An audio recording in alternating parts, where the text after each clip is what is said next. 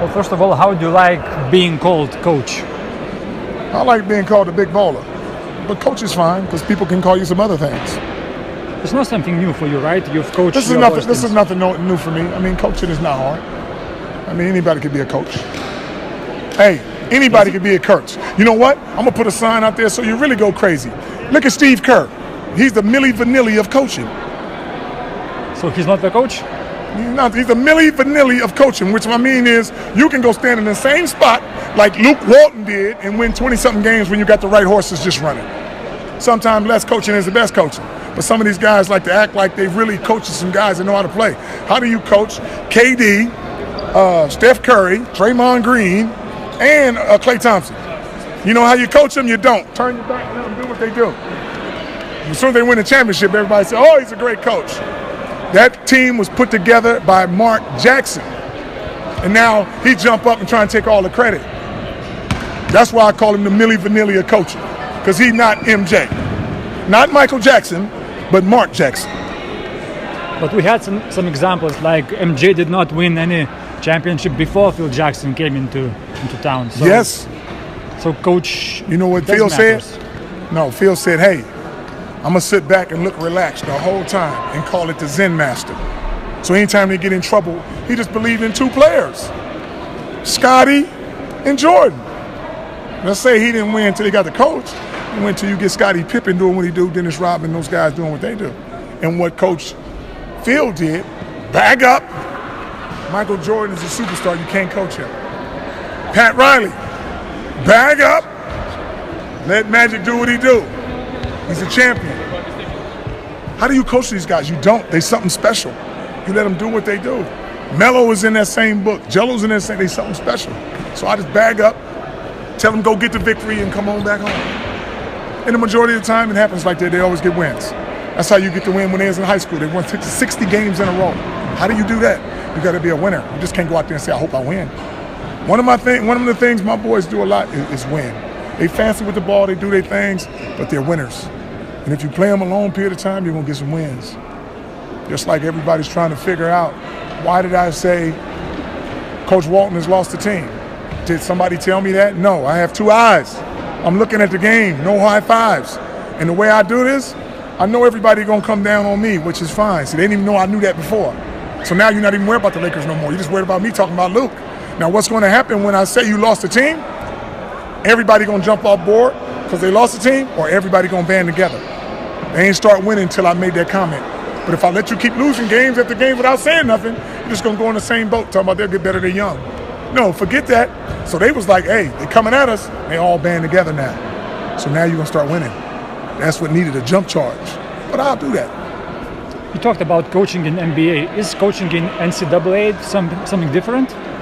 Coaching in NCAA is something different. Because these guys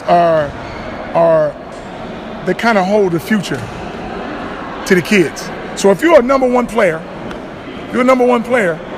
and the egos for the NCAA coaches are a little higher on the fact that they're getting paid and the other guys not. Yeah. So guess what?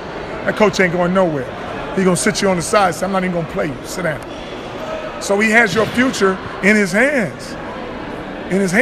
So they can be a little more egotistical as opposed to pros. Everybody getting paid, coaches and players. So players say, guess what? I'm still going to get paid. I'm not playing for you. Now guess what? Enough of them do that, you got to go.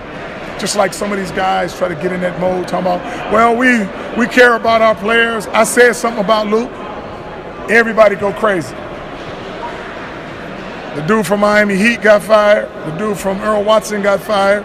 Jason Kidd got fired. Ain't nobody said nothing. But you saying you sticking up for your guys? So a lot of people got fired. I just said something about somebody. And oh, we're a fraternity. Well, what about the other guys who are getting fired? It's a business. If you ain't doing your job, you're a heck of a guy, but you got to go. That's just life. Do you feel like your comments can have some negative?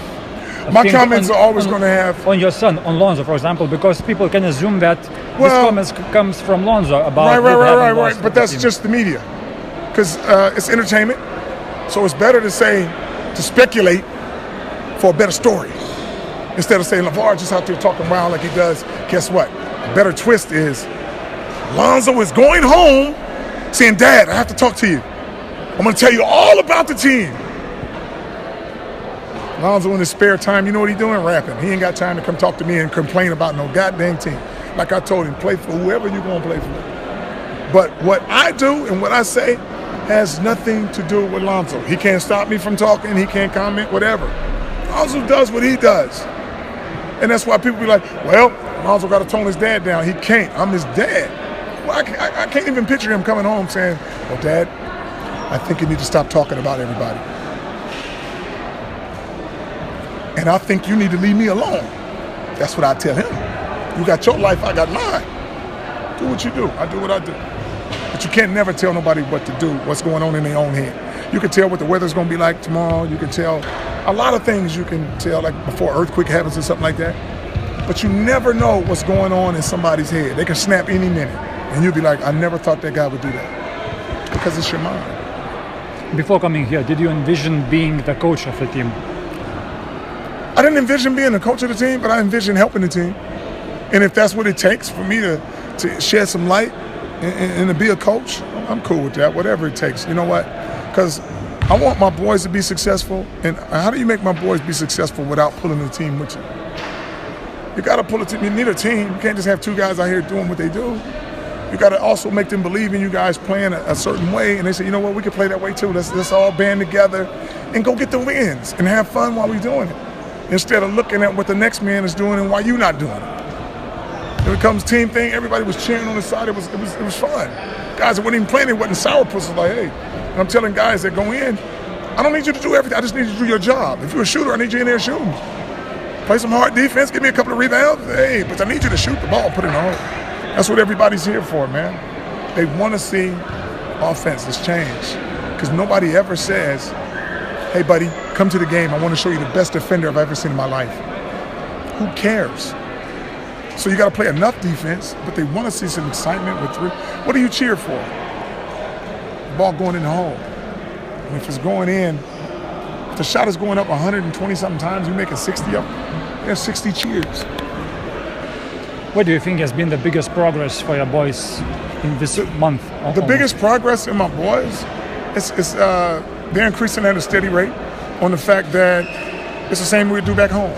They're hard workers, so it don't matter where you put them. They just got to have that attitude no matter where they go just to be hard workers. So they're going to get good no matter where they're at. The success is going to come no matter where they're at on the fact that they want to get better and they're going to get better. So it doesn't matter. They're not going to look at it as sourpuss or different things saying, oh, I don't like it out here. Because they can easily pout on the fact of how good they are. And then when it comes to the LKL, the coach is a little weary. Like, he's thinking young age, the body not matured, they can't play in this league. Wrong. My boys can play on anything. It's just shooting. It's just like you got a quick rabbit to go across the road. Sometimes you got a fast diesel and you can't hit him. So my boys know how to get out the way, they know how to shoot the ball, and they know how to play the game. So once the coach sees more and more of it, he'll be like, whoa, the system works, and let's go with it. But these guys can really play. Stop looking at how young they are and how it's like, oh, these are grown men, and it has nothing to do with it. Either you can play or you can't. And I got two special guys, like I said. Everybody likes to say, well, they're not playing against anybody. We got 150 points, beat them by 30. So let's play in the LKL and beat you by 15. I know that you're a positive guy, but before coming here, were you a little worrisome going into a country that you did not know anything about? You don't have to know nothing about it. We're coming over here to do something, which is get better at basketball. As long as you have a gym and something to eat, we fine. So everybody's saying, oh man, I'm not worried about going to no clubs, being flashy with no cars and nothing like that. They want to come in the gym, 2 practices a day. That's fun to my boys. That's fun. It's work.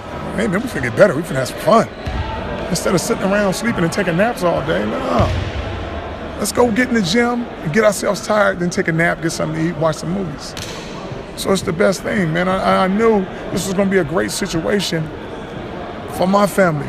I'm not worried about everybody else around talking crazy. Talking about, oh, Jello's not going to make the NBA. Oh, Melo's not like this. They're not going to learn anything. They're still going to play the game that they love with a passion. And when you have a game every week or two, that's all they want. They ain't care about no paycheck. They ain't care about no cameras, nothing. They want to come out here and perform in front of everybody. So that is what it is. But hey, I got to get out of here because it got Just me one going last here. question, okay? Last one. Okay.